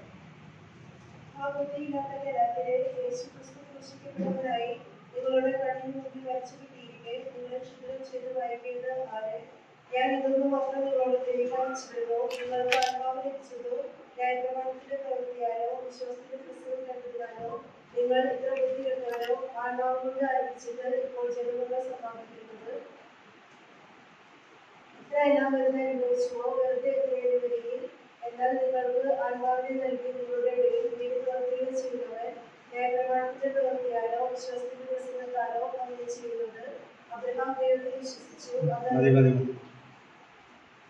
അവിടെ നാം കാണുന്നത് പൗലോസ് ഗലാത്യ സഭകളെ അഭിസംബോധന ചെയ്ത് പറയുന്ന വാക്കുകൾ ബുദ്ധിയില്ലാത്ത ഗലാത്യ എന്ന് പറഞ്ഞാൽ, ഇവിടെ ബുദ്ധിയില്ലാത്ത ഗലാത്യ എന്ന് പറഞ്ഞതിന്റെ അർത്ഥം കാര്യങ്ങൾ വകതിരിച്ച് മനസ്സിലാക്കാൻ കഴിവില്ലാതെ ആരെങ്കിലും വന്ന് എന്തെങ്കിലുമൊക്കെ പ്രസംഗിക്കുമ്പോൾ അതൊരു ശരിയാ എന്ന് പറയുന്ന ഒരു മനോഭാവം. ഞാൻ ഈ ഭാഗങ്ങളൊക്കെ പഠിച്ചുകൊണ്ടിരുന്ന എൻ്റെ ഹൃദയത്തിലേക്ക് ഞാൻ എൻ്റെ സഭയിൽ ആ ഉദാഹരണം പറയുകയുണ്ടായി. ദീർഘവർഷങ്ങൾക്ക് മുമ്പ് ചിലരെങ്കിലും ഓർമ്മയിൽ കാണും, VP ജേക്കബ് എന്ന് പറയുന്ന ഒരു ദേവദാസം ഉണ്ടായിരുന്നു. അദ്ദേഹം മൈസൂരിലൊക്കെയാണ് പ്രവർത്തിച്ചുകൊണ്ടിരുന്നത്. ആ ഭാഗങ്ങൾ അവിടെ വന്നപ്പോൾ പറഞ്ഞൊരു ഉദാഹരണമാണ്. ആ ഉദാഹരണം എന്താണെന്ന് വെച്ചാൽ, മാർത്തോമാ സഭയിലുള്ള ഒരു അച്ഛൻ, ഈ മാർത്തോമാ സഭ കല്യാണം കഴിക്കാം, വീട്ടിലെടുക്കുമ്പോൾ അവർ ഷർട്ടും സാധാരണ പാൻറ്റും അല്ലെങ്കിൽ വസ്ത്രം ധരിച്ച് ലോഹയൊന്നുമല്ല കിട്ടും ഇരിക്കുന്നു. അവരങ്ങനെ ഇരിക്കുന്ന സമയത്ത് അവര് ഇടവകയിൽ 2 പേര് വഴക്ക് ഉണ്ടാക്കുന്ന വൈദികളായിട്ടുണ്ടായി. അപ്പൊ അവരെ ഒരാള് ഈ അച്ഛൻ്റെ അടുത്ത് പറഞ്ഞു, ആ ആള് ഭയങ്കര പ്രശ്നക്കാരനാണ്, ഒരു തരത്തിൽ അയാളെ അംഗീകരിക്കരുത്, അയാളെ ശാസിക്കണം. അപ്പൊ അച്ഛൻ പറഞ്ഞു, നീ പറഞ്ഞു ശരിയാണ്. അപ്പൊ അവൻ സന്തോഷമായിട്ട് പോയി. ഇവൻ പോയി എന്ന് പറഞ്ഞപ്പോ മറ്റേ ആള് ഓടി വന്നു, അവൻ പറഞ്ഞു ഒരു വാക്ക് പോലും വിശ്വസിക്കരുത്, അവൻ പറഞ്ഞ മുഴുവൻ നുണയാണ്. അപ്പൊ അച്ഛൻ പറഞ്ഞു, നീ പറഞ്ഞ ശരിയാണ്. അപ്പൊ അവന് സന്തോഷമായിട്ട് തിരിച്ചു പോയി. അപ്പൊ ഇത് കേട്ടോണ്ടിരുന്നപ്പോ അച്ഛന്റെ ഭാര്യ അകത്തുനിന്ന് ചോദിച്ചു, അല്ല ഇത് ആദ്യത്തെ ആള് വന്നപ്പോ അത് ശരിയാന്ന് പറഞ്ഞു, 2ാമത്തെ ആള് വന്നപ്പോ അതും ശരിയാണ്, ഇതെങ്ങനെ ശരിയാണ്? നീ പറഞ്ഞത് ശരിയാണ്. അപ്പൊ ഇത് അദ്ദേഹം ഒരു ഉദാഹരണം പറഞ്ഞു, ഇപ്പോഴും എന്റെ മനസ്സിൽ പതിഞ്ഞെടുക്കുക എന്ന് പറഞ്ഞാൽ, ആര് എന്ത് പറഞ്ഞാലും ഒക്കെ ശരിയാണ്. അങ്ങനെ ഒരു അഭിപ്രായ വ്യത്യാസവും ആർക്കുമില്ല എന്ന് പറഞ്ഞാൽ, ഇവിടെ പൗലോസ് പ്രസംഗിച്ച സുവിശേഷം എന്ന് പറഞ്ഞത് കൃപയാൽ സൗജന്യമായി രക്ഷിക്കപ്പെടണം. അവിടെ അങ്ങനെയാണ് ദൈവമകനായി തീരുന്നത്. അതുവഴി വിശ്വസിച്ചു, അവര് ദൈവമക്കളായി തീർന്നു, അവര് ദൈവത്തിൽ പരിശുദ്ധാത്മാവിനെ പ്രാപിച്ചു. അങ്ങനെ വിശ്വാസത്തിന്റെ ജീവിതം ആരംഭിച്ചു. ഇപ്പോൾ ചില ആളുകൾ കടന്നു വന്ന് പറയുകയാണ്, നിങ്ങൾ ന്യായപ്രമാണം കൂടെ അനുഷ്ഠിക്കണം, ഇല്ലാതെ നിങ്ങൾ ശരിക്കും രക്ഷപ്പെടുകയില്ലാതപ്പോ അത് ശരിയാതെ എന്നിട്ട് ചിന്തിച്ചുകൊണ്ടിരുന്നപ്പോഴാണ് ഇവിടെ വായിക്കാൻ വാക്ക് വളരെ ശ്രദ്ധാനം. ക്രിസ്തു ക്രൂശിക്കപ്പെട്ടവനായി നിങ്ങളുടെ കണ്ണിന് മുമ്പിൽ വരച്ചു കിട്ടിയിരിക്കെ നിങ്ങളെ ക്ഷുദ്രം ചെയ്ത് മയക്കിയതാ. ഇവിടെ മയക്കിയത് എന്ന വാക്കിന്റെ അർത്ഥം ശരിക്കും ഹിപ്നോട്ടൈസ് ചെയ്യുക എന്ന വാക്കാണ്. എന്ന് പറഞ്ഞാൽ ഹിപ്നോട്ടിസം എന്ന് പറഞ്ഞ വാക്ക് അത് ഞാൻ പുസ്തകങ്ങളിൽ വായിച്ചിട്ടുള്ളത്, അതിന് കഴിവുള്ള വ്യക്തികൾ ഇങ്ങനെ ഈ മാനസിക ദൗർബല്യമുള്ളവരെ കസേരയിൽ ഇരുത്തിയിട്ട് ഇങ്ങനെ പലതിങ്ങനെ പറഞ്ഞ് നിങ്ങൾ മയക്കത്തിലേക്ക് വീഴാൻ പോവുകയാണ്, നിങ്ങൾ ഉറങ്ങാൻ പോകുന്നു എന്നൊക്കെ പറയുമ്പോൾ ഇവർ തന്നെ അറിയാതെ ഉറങ്ങി. എന്നിട്ട് ഇവരോട് ഓരോ കാര്യങ്ങൾ ചോദിക്കുമ്പോൾ ഇവരുടെ മനസ്സിന്റെ ഉള്ളിലുള്ള കാര്യങ്ങൾ പലതും പുറമേക്ക് ഇവർ പറയും. അതായത് സുബോധത്തിലല്ല ഈ മയക്കപ്പെടും എന്ന് പറഞ്ഞാൽ, അതുപോലെ ക്ഷുദ്രം ചെയ്ത് മയക്കി എന്ന് പറഞ്ഞതിന്റെ അർത്ഥം ഈ നിലയിൽ സുബോധം നഷ്ടപ്പെട്ടവരായി തീർന്നപ്പോഴാണ് അവിടെ പൗലോസ് വിളിക്കുന്ന ബുദ്ധിയില്ലാത്ത ഗലാത്യര്. അവർ രൂക്ഷമായ ഭാഷയിലാണ് അവര് സംഭവിച്ചത്. ക്രിസ്തു ക്രൂശിക്കപ്പെട്ടവനായി നിങ്ങളുടെ കണ്ണിന് മുമ്പിൽ വരച്ചു കിട്ടിയിരിക്കും. ഇവിടെ ഞാൻ പറയാനായിട്ട് ആഗ്രഹിക്കുന്ന ഒരു കാര്യങ്ങളുണ്ടായിരുന്നു. യേശു ക്രിസ്തുവിന്റെ ക്രൂശിനെ വരച്ചു കാണിക്കുന്നതാണ് സുവിശേഷ പ്രസംഗം. മറ്റു പലതും പറയാം, നമുക്ക് പ്രവചനങ്ങൾ പറയാം, ആകർഷകമായ കഥകൾ പറയാം, ആളുകളെ പ്രീതിപ്പെടുത്തുന്ന രീതിയിലൊക്കെ പറയാം. യേശു കർത്താവിന്റെ ക്രൂശിനെ വരച്ച് കാണിച്ച് പാപബോധം വരുത്താതെ ഒരു സുവിശേഷ പ്രസംഗം പൂർണ്ണമാകുന്നില്ല. രണ്ടാമതായിട്ട് അവിടെ വായിക്കുന്നത് ഇവിടെ വരച്ച് കിട്ടിയിരിക്കെ എന്നാണ്. അന്ന് കാലത്ത് ഇതുപോലെയുള്ളതായ വിഷ്വൽ എയ്ഡ്സും അതുപോലെ ഇതൊന്നും കാണിക്കാനായിട്ട് സംവിധാനങ്ങളില്ലല്ലോ. പൗലോസിന്റെ പ്രസംഗം കേട്ടപ്പോൾ അവരുടെ കണ്ണിന്റെ മുമ്പിൽ യേശു കർത്താവ് ക്രൂശിക്കപ്പെട്ട ചിത്രം അതിന് മുമ്പിൽ വരച്ച് കിട്ടിയതുപോലെയുള്ള അനുഭവമാണ് ഉണ്ടായി.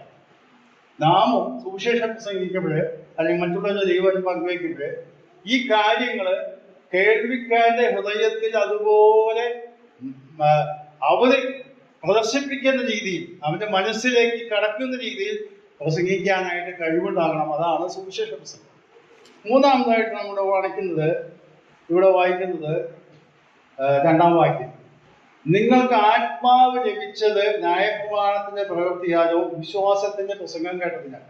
അപ്പോൾ അതിന്റെ അർത്ഥം പ്രസംഗം കേട്ട് രക്ഷിക്കപ്പെടുമ്പോൾ ദൈവത്തിന്റെ പരിശുദ്ധാത്മാവ് ഒരു വ്യക്തിക്ക് ലഭിക്കുന്നു. പൗലോസ് ചോദിക്കുകയാണ്, നിങ്ങൾ രക്ഷിക്കപ്പെട്ടു, നിങ്ങൾക്ക് പരിശുദ്ധാത്മാവ് ലഭിച്ചു, അത് ന്യായപ്രമാണത്തിന്റെ പ്രവൃത്തികൾ ചെയ്തിട്ടില്ലല്ലോ, വിശ്വാസത്തിന്റെ പ്രസംഗം കേട്ടപ്പോഴല്ലേ, പിന്നെ എന്തിന് നിങ്ങൾ ഈ കാര്യങ്ങളിലേക്ക് തിരിഞ്ഞു പോകുന്നു? നിങ്ങളൊക്കെ പോകരുത്. നിങ്ങളെ മയക്കിയ ആളുകള്, ക്ഷുദ്രം ചെയ്ത് മയക്കിയ ആളുകളെ നിങ്ങൾ അംഗീകരിക്കരുത് എന്ന് പറഞ്ഞുകൊണ്ടാണ്. മാത്രമല്ല ഇവിടെ വായിക്കുന്നത് ആത്മാവ് കൊണ്ട് ആരംഭിച്ചിട്ട് ഇപ്പോൾ ജഡം കൊണ്ടോ സമാപിക്കും. അപ്പോൾ ഒരു കാര്യം കൂടി മനസ്സിലാക്കണം, ക്രിസ്തീയ ജീവിതം ആരംഭിക്കുന്നത് രക്ഷിക്കപ്പെടുന്നതോടുകൂടെ ദൈവത്തിന്റെ പരിശുദ്ധാത്മാവ് ഹൃദയത്തിൽ വന്നിട്ടാണ് ഇത് ആരംഭിക്കുന്നത്. അല്ലാതെ രക്ഷിക്കപ്പെടുക എന്നുള്ളൊരു അനുഭവം ഉണ്ടായിട്ട് പിന്നീട് കാത്തിരുന്ന പരിശുദ്ധാത്മാവ് പ്രാപിക്കുന്നതല്ല. അപ്പോൾ തന്നെ അവർക്ക് ആത്മാവ് ലഭിച്ചു, അവരെ ക്രിസ്തീയ ജീവിതം ആരംഭിച്ചു കഴിഞ്ഞു. അത് ന്യായപ്രമാണത്തിന്റെ പ്രവൃത്തികളോ ഏതെങ്കിലും കർമ്മങ്ങളോ അനുഷ്ഠിച്ചല്ല, വിശ്വാസത്തിന്റെ അടിസ്ഥാനത്തിൽ മാത്രമാണ് എന്ന് മനസ്സിലാക്കും. ഇത് പറയാൻ കാരണം ഞാൻ ആദ്യമേ തന്നെ ഇതിന്റെ ഉദാഹരണം പറഞ്ഞപ്പോഴും ഒരിക്കൽ പറയുകയുണ്ടായി. സഹോദരൻ ആർ കൃഷ്ണൻകുട്ടി പ്രസംഗിച്ചപ്പോൾ ഞാൻ കേട്ട ഒരു വാചകമാണ്. അദ്ദേഹം മുനിസിപ്പൽ ഓഫീസല്ല, കോർപ്പറേഷൻ ഓഫീസിന് മുമ്പിൽ നിന്നുകൊണ്ട് പ്രസംഗിക്കുകയാണ്. അപ്പൊ അദ്ദേഹം പ്രസംഗിക്കുമ്പോൾ ഞാൻ കേൾക്കാൻ പോയിട്ട് വളരെ കൊല്ലം മുമ്പാണ്. ഞങ്ങളോ ക്രൂശിക്കപ്പെട്ട ക്രിസ്തുവിനെ പ്രസംഗിക്കും. ഇതാണ് അദ്ദേഹത്തിന്റെ എതിർപ്പ്. ഇത് അദ്ദേഹം പറഞ്ഞത് എങ്ങനെയാണ്? ക്രിസ്തുവില്ലാത്ത ക്രൂശ് വെറും കൊലയായുധമാണ്. ക്രൂശില്ലാത്ത ക്രിസ്തു വെറും ആദർശ പുരുഷനാണ്. എന്നാൽ ക്രൂശിക്കപ്പെട്ട ക്രിസ്തു ലോകരക്ഷിതാവാണ് എന്ന് പറഞ്ഞുകൊണ്ടാണ് അദ്ദേഹം പ്രസംഗിക്കുന്നത്. എന്റെ ഹൃദയത്തിൽ അത് പതിഞ്ഞു കിടന്ന വിഷയമാണ്. നമുക്കറിയാം, ക്രൂശ് എന്ന വാക്കിന്റെ അർത്ഥം അന്നത്തെ ആളുകളെ തൂക്കിക്കൊല്ലാൻ വേണ്ടി റോമൻ ഗവൺമെന്റ് ഉപയോഗിച്ചിട്ടുള്ള സംവിധാനമാണ്. അവിടെ ക്രൂശ് നമുക്കറിയാം, രംഗം കാണിച്ചാൽ അത് യേശു കർത്താവിന്റെ ക്രൂശല്ല, അത് കൊലയായുധമാണ് എന്നാണ് അദ്ദേഹം പറഞ്ഞത്. അതുപോലെ ക്രൂശില്ലാത്ത ക്രിസ്തു വെറും ആദർശ പുരുഷനാണ്. ഇപ്പൊ പലരും ഗിരിപ്രഭാഷണങ്ങളൊക്കെ, കർത്താവിന്റെ പ്രഭാഷണങ്ങളൊക്കെ വളരെ കാര്യമായിട്ട് പറയുന്നു, പ്രസംഗിക്കുകയും ചെയ്യുന്ന ആളുകളൊക്കെ ഉണ്ട്. ക്രൂശിക്കപ്പെട്ട ക്രിസ്തുവിനെ പ്രസംഗിക്കുന്ന ആദർശ പുരുഷൻ. എന്നാൽ ക്രൂശിക്കപ്പെട്ട ക്രിസ്തു ലോകരക്ഷിതാവാണ്. ഇപ്പോൾ സുവിശേഷ പ്രസംഗം എന്ന് പറയുന്നത് ക്രൂശിനെ ഉയർത്തി കാണിക്കുന്നതാണ് എന്ന് നാം തിരിച്ചറിയും. അതുകൊണ്ടാണ് കൊരിന്ത്യർ ലേഖനത്തിൽ നാം വായിക്കുന്നത്. കൊരിന്ത്യർ ലേഖനം 1-ാം അധ്യായത്തിന്റെ 2-ാം അധ്യായത്തിലേക്ക് വരുമ്പോൾ കാണുന്നു, പല വാഗ്വൈഭവമോ വശീകരണ വാക്കുകളോ ഞങ്ങൾ പ്രയോഗിച്ചില്ലേ? ഞങ്ങൾ ക്രൂശിക്കപ്പെട്ടവനായ ക്രിസ്തുവിനെ മാത്രം അറിയുന്നവനായി നിങ്ങളുടെ മുമ്പിൽ ഇരിക്കണമെന്ന് ഞാൻ ആഗ്രഹിച്ചു. അഥവാ പൗലോസിന്റെ സുവിശേഷ പ്രസംഗം എന്ന് പറഞ്ഞാൽ അതിന്റെ അർത്ഥം ക്രൂശിക്കപ്പെട്ട ക്രിസ്തുവിനെ ഉയർത്തുക, ക്രൂശിനെ ഉയർത്തുക, ക്രൂശിലൂടെ ലഭിക്കുന്ന, ക്രൂശ് മരണത്തിലൂടെ ലഭിക്കുന്ന രക്ഷാമാർഗത്തെ ഉയർത്തി കാണിക്കുക എന്നുള്ളതാണ് സുവിശേഷ പ്രസംഗം. അപ്പോൾ ക്രൂശിനെ മാറ്റി നിർത്തി ഒരു സുവിശേഷ പ്രസംഗം പ്രസക്തമല്ല. അത് വെറും ആദർശങ്ങൾ പറയുന്നതോ വല്ല നല്ല കാര്യങ്ങളൊക്കെ പറയുന്നതായിരിക്കാം. ആളുകൾ രക്ഷിക്കപ്പെടണമെങ്കിൽ, പാപബോധം ഉണ്ടാകണമെങ്കിൽ, എന്റെ പാപത്തിന് വേണ്ടി കാൽവരി ക്രൂശിൽ യേശു കർത്താവ് ക്രൂശിൽ മരിച്ചു, അതിൽ ഞാൻ ഉൾപ്പെട്ടിരിക്കുന്നു എന്ന് വ്യക്തിപരമായി വിശ്വസിക്കുമ്പോൾ മാത്രമേ ഒരു വ്യക്തി രക്ഷിക്കപ്പെടൂ.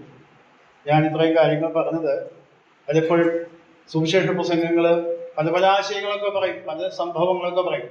എന്നാൽ ക്രൂശിനെ ഉയർത്തി കാണിക്കാതെ പല കാര്യങ്ങളും പറഞ്ഞു പോയിട്ടില്ല, അതൊരു കാര്യമില്ല. അതല്ല സുവിശേഷ പ്രസംഗം. സുവിശേഷ പ്രസംഗം എന്ന് പറയുന്നത് ക്രൂശിക്കപ്പെട്ട ക്രിസ്തുവിനെ ഉയർത്തി കാണിക്കുക. അതാ കേൾവിക്കാർക്ക് ഇന്നത്തെ ഒരു യാഥാർത്ഥ്യമാണെന്നും ഇപ്പോഴും അതിന്റെ അനുഭവത്തിലേക്ക് കടന്നു വരാൻ കഴിയുന്നും അത് വ്യക്തിപരമായി അംഗീകരിക്കണമെന്നുള്ളതായ ബോധ്യം അവർക്കുണ്ടാകത്തക്ക രീതിയിൽ സുവിശേഷം പങ്കുവയ്ക്കുന്നതാണ് സുവിശേഷ പ്രസംഗം. ഈ വാക്കുകൾ ഞാൻ അവിടെ നിർത്തട്ടെ. നമ്മുടെ സമയമായതോ, അതുകൊണ്ട് തുടർന്നുള്ള വാക്കുകൾ ദിവസം ദൈവം ചെയ്യാം എന്ന് ഞാൻ വിചാരിക്കുന്നു. ദൈവം നമ്മെ സഹായിക്കും.